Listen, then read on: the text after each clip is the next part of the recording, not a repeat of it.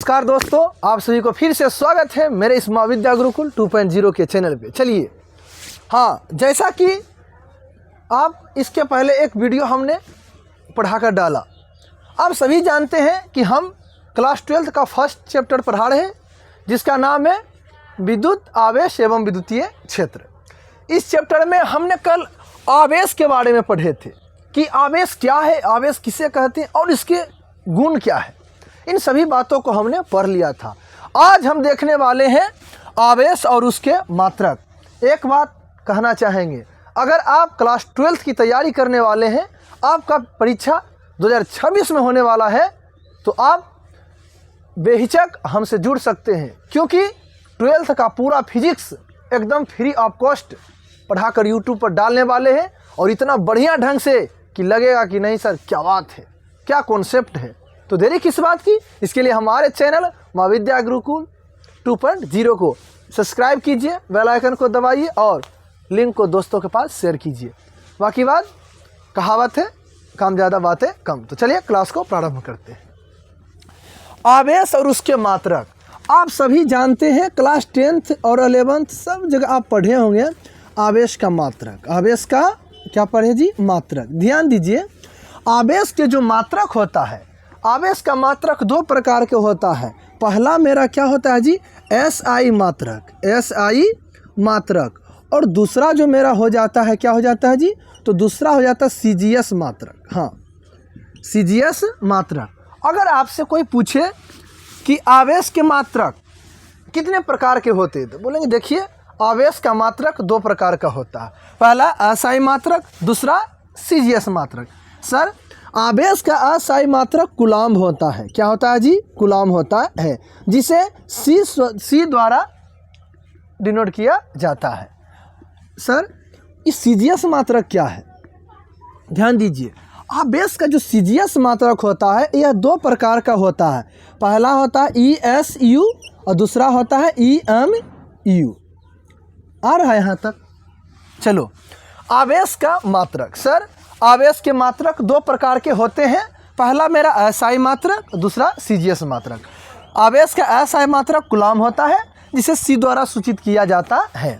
आवेश का CGS मात्रक दो प्रकार का होता है। पहला ESU, दूसरा EMU, मतलब इलेक्ट्रोस्टैटिक यूनिट। दूसरा हो गया इलेक्ट्रोमैग्नेटिक यूनिट। इलेक्ट्रोस्टैटिक यूनिट, इसको हम कहते हैं SC से सूचित करते हैं, मतलब हो जाता है स्टेट कूलम्ब, स्टेट कूलम्ब।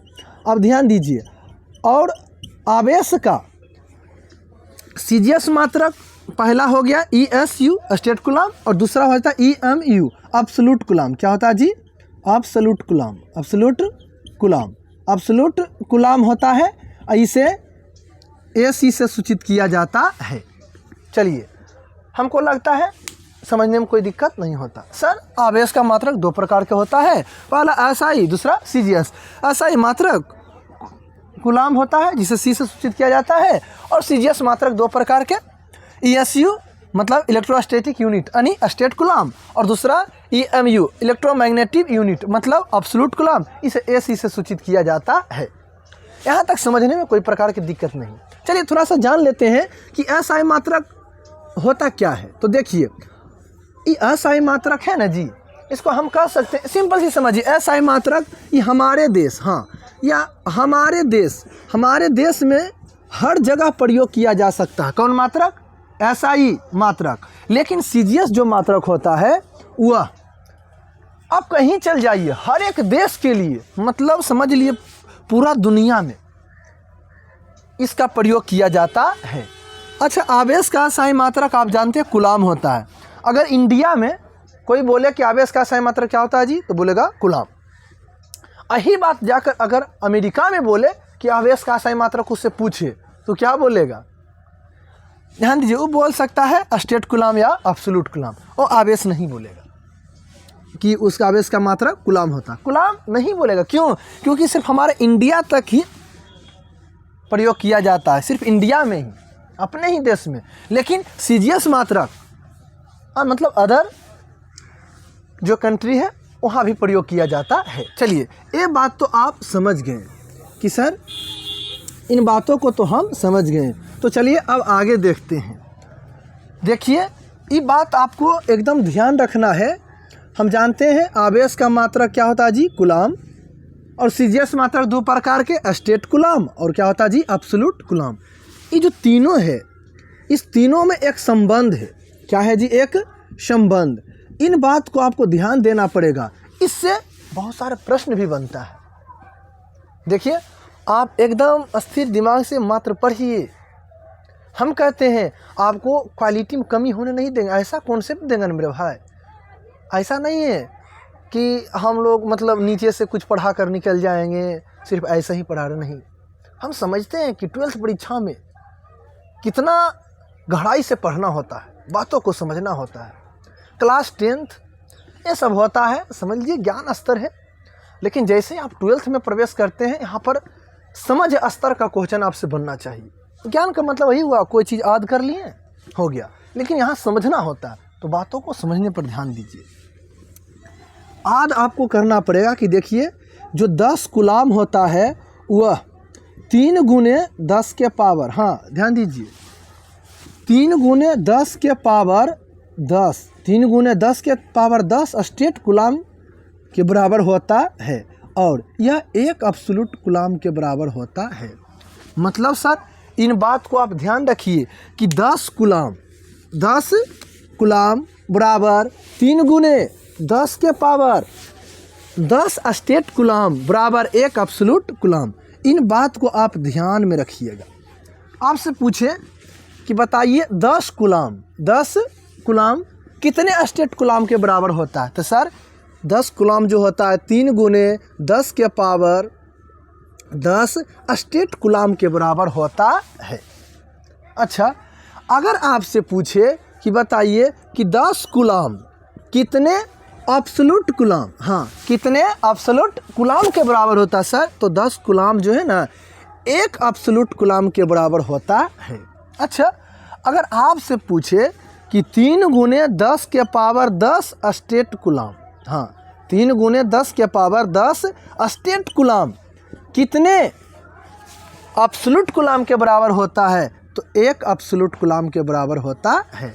मतलब आप समझ गए, 10 कूलाम कहिए तो उसी को स्टेट कूलाम में 3 गुने 10 के पावर 10 कहिए, तो उसी को एब्सोल्यूट कूलाम में 1 कहिए। आप देखिए, ये जो इतना बात है, इससे बनने वाले प्रश्न किस प्रकार का प्रश्न बनता है।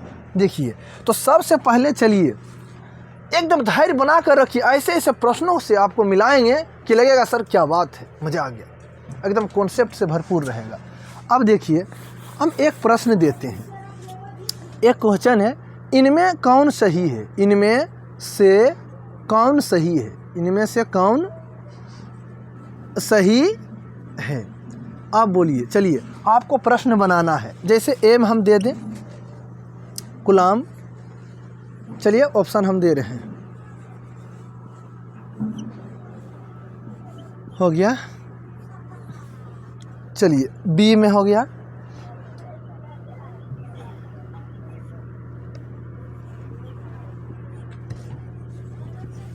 सी मेरा ऑप्शन हो गया,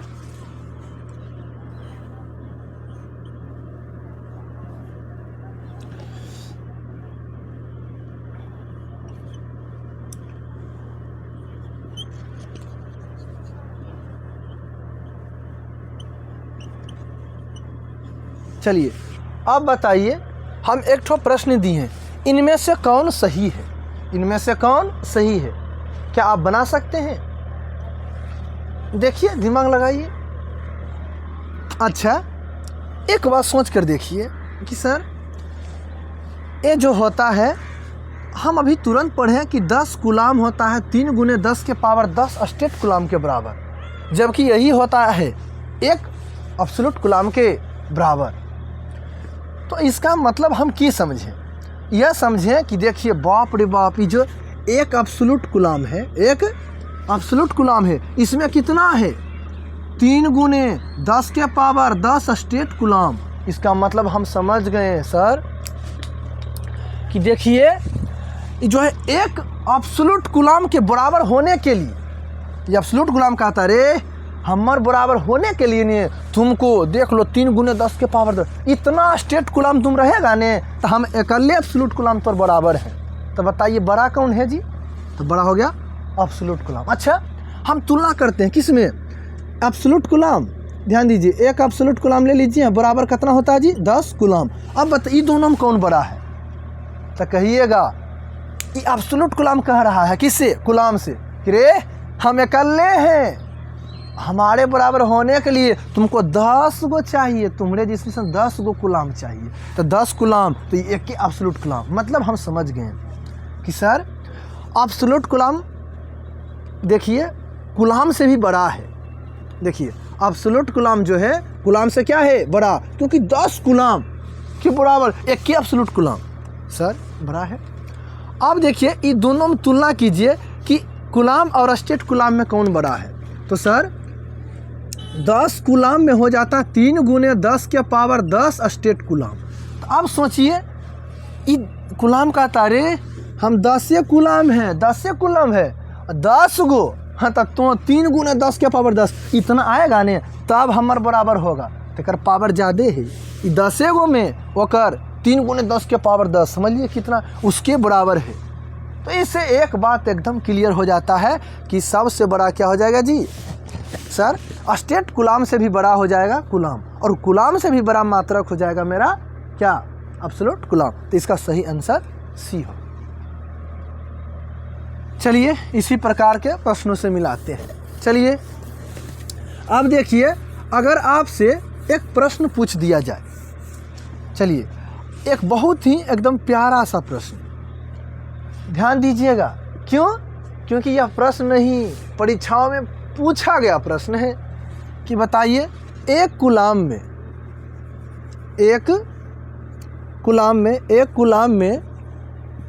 कितना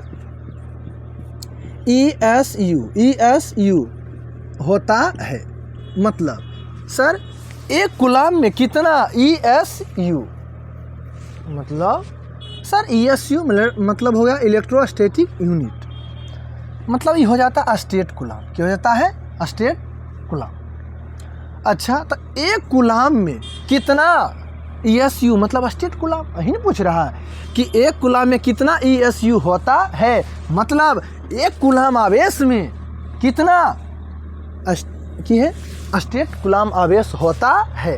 तो देखिए हम सब जानते हैं, इसीलिए बोले थे आपको ये बात याद कर लीजिए कि 10 कूलम बराबर 3 गुने 10 के पावर 10 स्टेट कूलम बराबर एक एब्सोल्यूट कूलम। इस बात को ध्यान में रखिए। इसी से 3-4 क्वेश्चन अभी तुरंत हम देने वाले हैं, बस सब आपसे बन ही जाएगा। ध्यान से समझिए।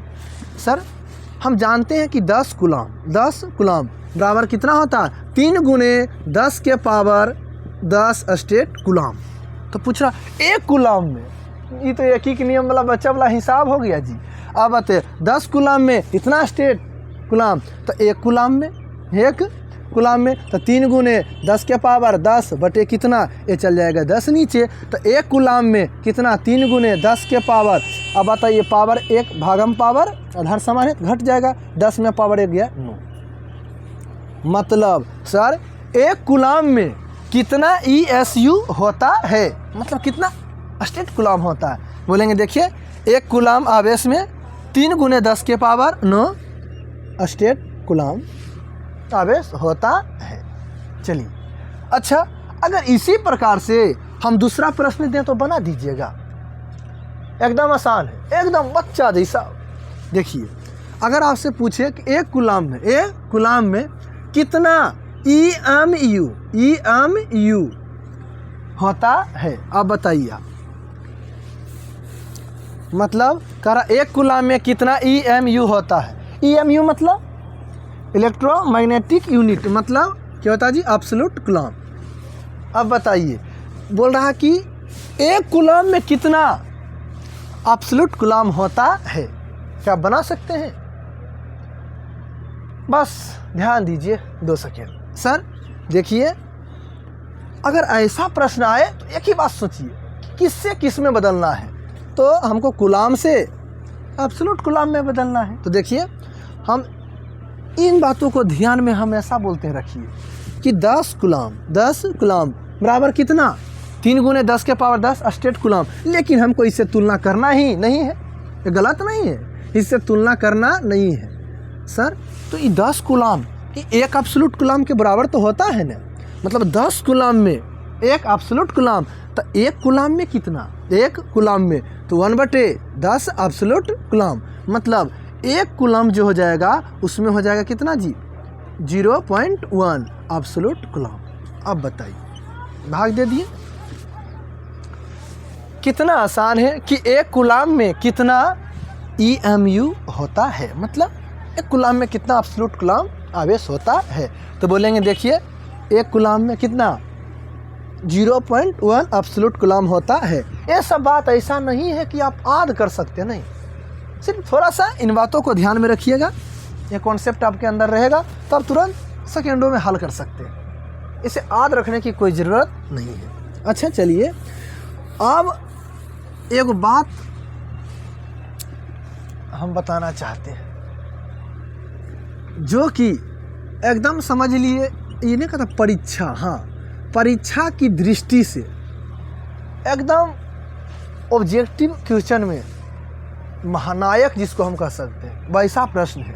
चलिए आपको उससे मिलवाते हैं, हालांकि आप उसे याद रख सकते हैं लेकिन निकालना भी सिखा देते हैं। चलिए, अगर आपसे पूछ दिया जाए कि बताइए 1 कूलाम में 1 इलेक्ट्रॉन, अच्छा 1 इलेक्ट्रॉन में 1 इलेक्ट्रॉन में नहीं सॉरी 1 कूलाम आवेश में 1 मतलब कूलाम आवेश में 1 कूलाम आवेश में 1 कूलाम आवेश में कितना इलेक्ट्रॉन होता है, कितना इलेक्ट्रॉन होता है, इलेक्ट्रॉन होता है। ध्यान दीजिए कि 1 कूलाम आवेश में कितना इलेक्ट्रॉन होता है, इसको क्या बना सकते हैं बस। चलिए सर, हम जानते हैं कि देखिए इलेक्ट्रॉन पर पहले आवेश बताइए, जो इलेक्ट्रॉन है इस पर आवेश का मान, आवेश का मान हमको बताइए कितना होता है। आप सभी कहिएगा 1.6 × 10⁻−19 कूलाम होता है। इलेक्ट्रॉन पर आवेश का मान कितना हो जाता है जी 1.6 × 10⁻−19 कूलाम। अच्छा, लेकिन हमसे पूछ क्या रहा है कि 1 कूलाम आवेश में, हाँ 1 कूलाम आवेश में कितना इलेक्ट्रॉन होता है। तो हम ऐसे चल सकते हैं, कैसे चल सकते हैं, ध्यान दीजिए। 1 कूलाम आवेश में कितना इलेक्ट्रॉन होता है, अब बताइए। बोलेंगे देखिए 1 इलेक्ट्रॉन बराबर कितना 1.6 × 10⁻−19 कूलाम। तो 1 कूलाम पूछ रहा, हाँ 1 कूलाम आवेश में। सर तो ऐसा नहीं कर सकते हैं कि 1.6 × 10⁻−19 कूलाम बराबर 1 इलेक्ट्रॉन। अब बताइए, अच्छा तो 1 कूलाम, अब बताइए जी इतना कूलाम है, कितना है 1.6 × 10⁻−19 कूलाम में 1 इलेक्ट्रॉन अच्छा होता है। तो अब बताइए 1 कूलाम आवेश में, 1 कूलाम आवेश में कितना इलेक्ट्रॉन होगा 1 कूलाम। तो 1 अगर कूलाम करेंगे तो 1 रहेगा, और ये सब कहाँ चल जाएगा जी नीचे, ये सब गुना में तो नीचे चल जाएगा 1.6 × क्या हो जाएगा जी 10⁻−19 इतना हो जाएगा इलेक्ट्रॉन। 1 कूलाम आवेश में इतना हो जाएगा इलेक्ट्रॉन। अब चलिए, दिख रहा है रामजना, अब ध्यान दीजिए 1 कूलाम बराबर, अच्छा आप ऐसा दिमाग लगाइए, इकाई दहाई, आप दशमलव उड़ाइए, नीचे आएगा 10। अच्छा ये ऊपर डायरेक्ट चल जाएगा, हाँ सर ये तो ऊपर जाता ही है, तो यहाँ 0 बिठा सकते हैं, 10 हो गया। अब एक बात और कर लीजिए, हो गया 10 बटे कितना 16 × 10⁻कितना -19। अभी नहीं दिख रहा है, अब चलो नहीं दिख रहा होगा बोर्ड, ठीक है आप समझ सकते हैं।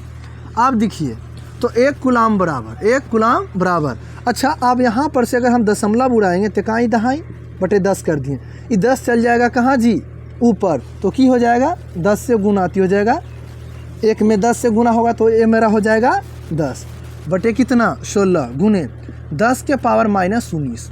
अच्छा 1 कूलाम बराबर 10 बटे 16 गुने, अच्छा एक बात आप बताइए कि पावर है कितना 10 के पावर माइनस 19। अच्छा इसको हम लिख सकते हैं कितना 10 के पावर माइनस 18 गुने 10 के पावर माइनस 1। नहीं लिख सकते हैं, लिख सकते हैं क्योंकि गुणा पावर जुटेगा, फिर -18 माइनस 1 माइनस 19। मतलब अब इस जो है 10 के पावर माइनस 1 को कहाँ ले जाइए ऊपर। आप सभी जानते हैं जब नीचे से ऊपर ले जाते हैं तो 10 के पावर माइनस 1 तो प्लस में 1 हो जाएगा, मतलब 10 हो जाएगा। तो यहाँ से 10 के पावर माइनस में है 19, तो उसमें से एगो को ले जाइए, एगो 10 को ले जाइए कहाँ ऊपर, तो यहाँ पर एक जीरो बैठा देंगे। हाँ सर ये देखिए 10 के पावर माइनस 1 है, ऊपर जाएगा तो जाएगा 10, यहाँ 10 था गुना 10 है, ऊपर हो गया 100 बटे, तो नीचे में बचा कितना सर, नीचे में तो 10 के पावर कितना बच गया -18, 10 के पावर -18। अब कुछ नहीं कीजिए, 1 कूलाम बराबर, अब 100 में दीजिए आप कितना से 16 से भागा, 16 से भाग दीजिए 100 में। आप सभी जानते हैं, अच्छी तरह से भाग जानते होंगे, 16 छक 96, कितना बच गया जी 4 0 पॉइंट। अब बताइए 16 दूना 32, 16 दूना 32 हो गया, कितना बच गया जी 8, जीरो बैठाइए, 16 पचे 80। तो मतलब क्या हो गया, मतलब 100 बटे 16, 100 बटे कितना हो जाएगा जी 16 गुने। अब बताइए इसको भी ऊपर लेके चल जाइए, तो ऊपर लेके चल जाएंगे तो माइनस में है तो ऊपर चल जाएगा 10 के पावर कितना हो जाएगा जी 18। अब बताइए तो 1 कूलाम बराबर, ये सब इलेक्ट्रॉन निकल रहा है, क्या निकल रहा है जी इलेक्ट्रॉन की संख्या। अब बताइए भाग दिए तो कितना आया 6.25 गुने 10 के पावर कितना 18 इलेक्ट्रॉन। वाह, यही तो ध्यान दीजिए, इसको आप आद में रख सकते हैं लेकिन हम आपको निकालना सिखा दें, ठीक है। इसी प्रकार से ध्यान दीजिए, अगर आपसे परीक्षा में पूछे कि बताइए 1 कूलाम आवेश में कितना इलेक्ट्रॉन होता है, 1 कूलाम आवेश में कितना इलेक्ट्रॉन होता है, तो बोलेंगे देखिए 1 कूलाम आवेश में 6.25 गुने 10 के पावर 18 इलेक्ट्रॉन होता है। आप इसे अच्छी तरह से हल करना भी सीख लिए कि सर हमको पूछा कि 1 कूलाम में कितना, 1 कूलाम आवेश में कितना इलेक्ट्रॉन होता है, तो तुलना करना किससे, कूलाम और इलेक्ट्रॉन। तो ध्यान दीजिए, तो हम जानते हैं कि 1 इलेक्ट्रॉन में 1.6 गुने 10 के पावर -19 कूलाम होता है, मतलब नहीं कर सकते हैं 1.6 गुने 10 के पावर -19 कूलाम बराबर 1 इलेक्ट्रॉन, तो 1 कूलाम बराबर, तो सब चल जाएगा नीचे, नीचे आ गया सर इकाई दहाई, यहाँ पर दशमलव था उड़ा दिए 10 ऊपर गया, हो गया 1 में गुना 10 से 10 हो गया, और यहाँ पर माइनस में 19 पावर था, 1 ले गए 10 को ऊपर तो 10 100 हो गया गुने 10 के पावर -18। अब इस 18 को भी हम ऊपर ले गए तो ये भी माइनस में था, पावर हो गया प्लस में। अब जब 1 कूलाम बराबर हो गया 100 बटे 16 गुने 10 के पावर 18। अब 16 से भाग दे दिए 100 में, आ गया 6.25 गुने 10 के पावर 18 इलेक्ट्रॉन, इतना होता है। चलिए इसी प्रकार से बहुत सारे प्रश्नों को करना है, बस आप एकदम वीडियो में बने रहिए। आपसे निवेदन है कि देखिए वीडियो को आप पूरा देखिए, पूरा समझिए, क्योंकि कुछ 2-4 मिनट देखने से कुछ नहीं होने वाला है। आप हमें तभी समझ सकते हैं, हमें तभी समझ सकते हैं जब आप पूरा क्लास कीजिएगा, क्योंकि थोड़ा सा देखने से आप ना तो हमें समझ सकते हैं और ना ही हम जो समझा रहे हैं। चलिए, तो इसलिए वीडियो को एंड तक एकदम देखिए और समझिए और पढ़िए। चलिए, अगर आपसे पूछ दिया जाए कि सबसे छोटा आवेश बताइए, सबसे छोटा आवेश बताइए, सबसे छोटा आवेश क्या है? तो एक बात जान लीजिए, हम आपको बताए थे कि आवेश Q बराबर ±NE। अब बताइए n का मतलब होता है सर 1 2 3 4, कोई भी नेचुरल नंबर ले लीजिए।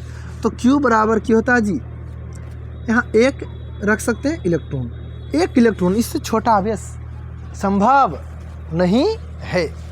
मतलब हम कह सकते हैं कि सबसे छोटा आवेश बताओ क्या, तो 1 इलेक्ट्रॉन होता है। देखिए आपका एकदम कॉन्सेप्ट क्लियर हो जाना चाहिए। अगर पूछे कि सबसे छोटा आवेश तो बोलेंगे आवेश बराबर प्लस माइनस एन ई, जहाँ एन इलेक्ट्रॉन की संख्या है। तो एन का मान शुरू होगा किससे? प्राकृतिक संख्या एक से शुरू होगा। तो एक इलेक्ट्रॉन ही सबसे छोटा आवेश है, इससे छोटा आवेश होता ही नहीं है। तो चलिए, तो सबसे छोटा आवेश अगर आपसे पूछा जाएगा क्या बताइएगा? तो बताएंगे एक इलेक्ट्रॉन। सबसे छोटा आवेश क्या है जी? एक इलेक्ट्रॉन। अब चलिए थोड़ा सा, अच्छा आवेश का हम मात्रक पढ़ लिए। अब हम थोड़ा सा इसमें चलते हैं, किसमें? थोड़ा कूलाम्ब का नियम। अभी क्या कहता है जी? अस्थिर वैद्युत के लिए कूलाम्ब का नियम इसी चैप्टर में पढ़ना पड़ता है। अस्थिर वैद्युत के लिए, हाँ, अस्थिर वैद्युत के लिए किसका नियम? कूलाम्ब का नियम। अस्थिर वैद्युत के कूलाम्ब का नियम। अब जरा ध्यान दीजिए, अस्थिर वैद्युत के लिए कूलाम्ब का नियम क्या है। आज हम कूलाम्ब के नियम एकदम बताने वाले नहीं हैं, लेकिन हाँ थोड़ा सा इसके बारे में बता देते हैं। चलिए, अस्थिर वैद्युत के लिए कूलाम्ब का क्या कहता है नियम। एक वैज्ञानिक था, देखकर ताजुब लगता है कि देखिए ना, अस्थिर वैद्युत के लिए कूलाम्ब का नियम। कूलाम्ब कोई मतलब हमरे तुम्हारे जैसा वो आदमी था यार, लेकिन कुछ विशेष था, जानकार था। आप सभी जानते हैं, पढ़े होंगे ओम का नियम, कूलाम्ब का नियम, न्यूटन गति नियम। जो आदमी रहता है जो थोड़ा जानकार हो जाता है, ऐसा नियम देता है कि अपन नामे धर देता है। तो कूलाम्ब क्या है? कूलाम्ब का नियम, तो कूलाम्ब एक वैज्ञानिक कह सकते हैं थे, जिसने एक नियम दिया। एक नियम दिया किसके लिए जी? तो अस्थिर वैद्युत के लिए। ध्यान दिए, अस्थिर वैद्युत के लिए कौन नियम दिया जी? कूलाम्ब ने दिया। तो कूलाम्ब का नियम जैसे ही अगर हम पढ़ेंगे तो इसमें हम दो आवेश, हाँ दो आवेश के बारे में पढ़ेंगे। किसके बारे में? दो आवेश। आवेश तो हमेशा रहेगा क्या? समान। आवेश रहेगा हमेशा समान। आवेश क्या रहेगा? समान। लेकिन प्रकृति समान और असमान, समान और क्या जी? असमान भी हो सकता है, असमान भी हो सकता है। हमको लगता है कि अब इतना क्वेश्चन कराएं हो गया। अब अगले क्लास में हम कूलाम्ब के नियम को बढ़िया डिटेल से पढ़ेंगे और कूलाम्ब के नियम से पूछे जाने वाले बहुत सारे प्रश्नों को देखेंगे। हाँ, क्योंकि अब हमको लगता है इतना देर क्लास हो चुका है, क्योंकि आप ज़्यादा लंबा वीडियो देखते ही नहीं, देखना चाहते ही नहीं। तो हम भी चलिए थोड़ा थोड़ा ही सही, लेकिन हाँ एक एक बात को बताते जाए। हाँ, एक बात ध्यान रखिए, आपको लग रहा होगा कि और भी जो टीचर है जो पढ़ा के डाला है यूट्यूब पर, उसके जैसा आप जो है ना कोई ऐसा बात होगा जो कि आप पढ़ा दीजिएगा थोड़ा सा जो फेमस है लाइन परीक्षा के लिए, बाकी बात नहीं पढ़ेगा, तो ऐसा कुछ होने वाला नहीं है। चैप्टर का एक पॉइंट समझ लिए, पूरा बेसिक से एकदम एडवांस तक आपको कुछ नहीं छूटेगा। एक क्वेश्चन आंसर तो छोड़वे नहीं करेंगे, कुछ नहीं छोड़ेंगे। तो बस आपसे एक ही निवेदन है, फिर करना चाहते हैं कि प्लीज़ हमारे चैनल को एकदम सब्सक्राइब कीजिए, ज़रूर कीजिए, और जितना ज़्यादा हो सके शेयर कीजिए, क्योंकि आप हैं तो हम हैं। हम तभी मेहनत कर पाएंगे जब आप हमारा साथ दीजिएगा, नहीं तो हम तो टूट जाएंगे। तो आपके हाथों में है, बाकी बात मिलते हैं अगले क्लास में इस क्लास के लिए। और अगर आप कोई हमारे वीडियो को एंड तक देखते हैं, समझते हैं, पढ़ते हैं, तो उसके लिए तहे दिल से धन्यवाद। ठीक है, मिलते हैं अगले क्लास में।